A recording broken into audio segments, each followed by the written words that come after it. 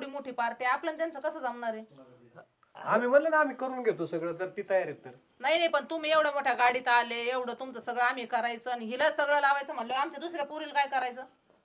मग तुमचं एवढं नाही तर मग आम्ही काय बोलणार याच्यापेक्षा, आम्ही सगळं तयार करू. नाही नाही, जमणारच नाही आमचं पोरगी द्यायला.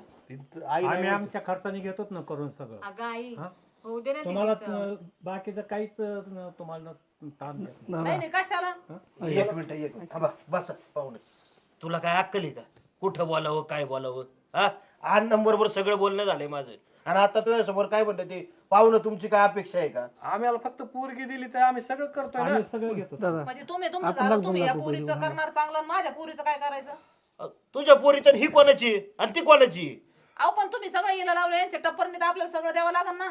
अगं त्यांची काय अपेक्षा नाहीये ना, आपल्या आईपतीप्रमाणे देऊ ना आपण. आपण तरी कुठं जावं माग सरणारी? आता तुम्ही माझ्याबरोबर चला, नाही तर बोला नाही, समोर समोर काय असेल ते उद्या.